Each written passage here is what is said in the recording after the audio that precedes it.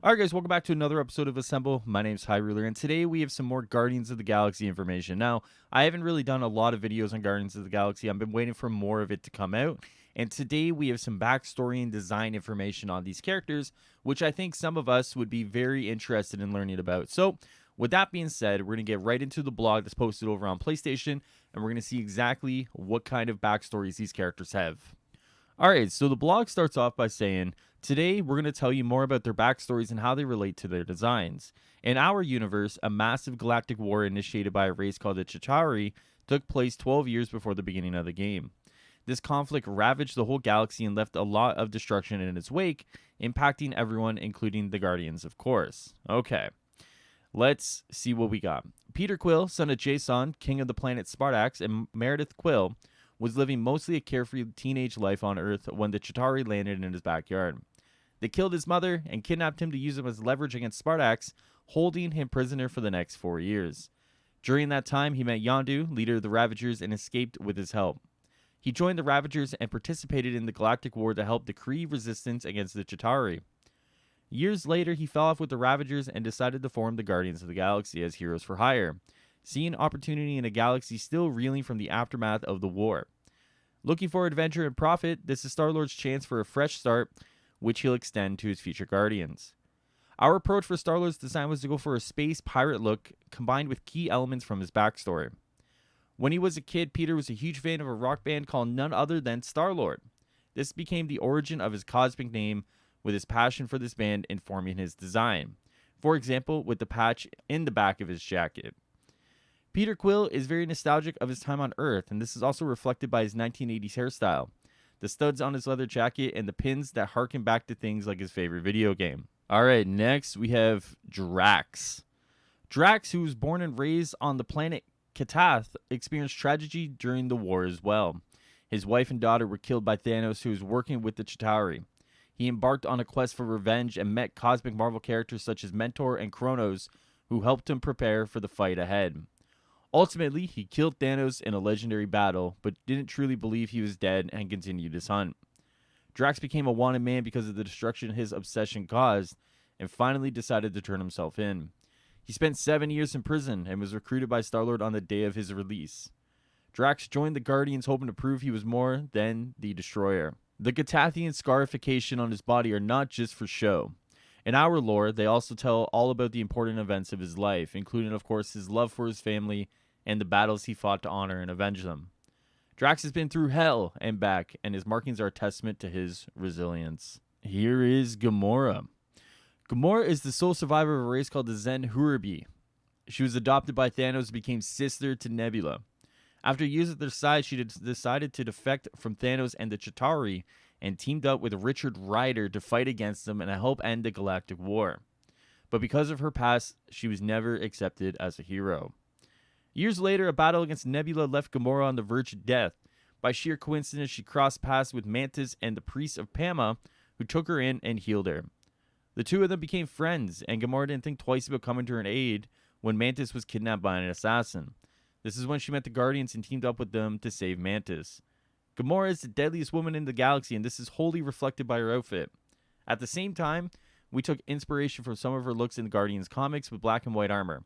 Inspirations for her gear also came from big feline predators. She can prey without being seen. We chose to give her a full tactical body armor with some sections of the suit designed with sharp edges to emphasize how lethal she can be. Everything about her style is sharp and practical, all the way down to the blades on her knuckles and boots. She's ready for action at any moment. Next, we have my man, Rocket Raccoon. Rocket is a genetically engineered super soldier experiment born on Half-World during the Galactic War. He escaped his captors thanks to his superior intelligence and settled in nowhere, taking odd jobs, ultimately stealing Groot and befriending him. They set off to explore the galaxy, working together as bounty hunters for the next 10 years. One of their marks happened to be Star-Lord himself, who offered to pay them double the price on his head if they joined his Guardians of the Galaxy. Now for Groot. Here we go. Groot is also the sole survivor of his own race, the Flora Colossi. His home planet having been destroyed by the Chitauri during the war. Groot himself was left critically injured, and the remnants of his body was discovered by search drones sent by Tanalier Tivan, aka the Collector. Groot was brought back to him and regrew from a twig while in prison. This is where his best friend to be, Rocket, arrived and stole him from Tavon's collection while on a job. Rocket and Groot are inseparable, and their designs are similarly intertwined. Their gear echoes their dynamic and how integral they are to one another. For one instance, Groot wears a harness created by Rocket so he can climb up and fire away at enemies, and Rocket sports a bead shaped like Mini Groot in his goatee. And that is it, guys. There's obviously some name drops here. Richard Rider, the Collector, Kronos. There's a lot here that they've built out to flesh out the world of the Guardians of the Galaxy, but it's nice to know kind of where they're going with these characters, right? Interesting. I think the one thing people have noticed and picked up on is that Drax has already killed Thanos. So now Drax's whole mission, while ultimately he still doesn't believe he's dead, Drax's whole mission has changed. His whole life goal has changed. How does that impact him and the Guardians moving forward in this game, in this version? Great question. I really do enjoy a lot of what Eidos is building out here. I really do think they're building something fun, and it seems like they're really taking care to the world that they're building. I hope that this game really does justice to the Guardians of the Galaxy. For anyone who's reading the latest comic right now, we can see what happens when you take these characters that people know and really put some love and care into them, right? So I hope, with that being said, we look at this game that comes out in October and we get that same feeling, the love and feeling that is going into these characters.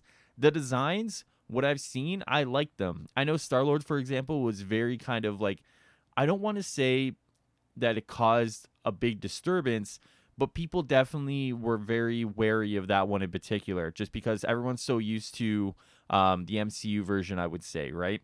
But I think, honestly, this Star-Lord works. He works. He does well. I think the rest of the characters go together.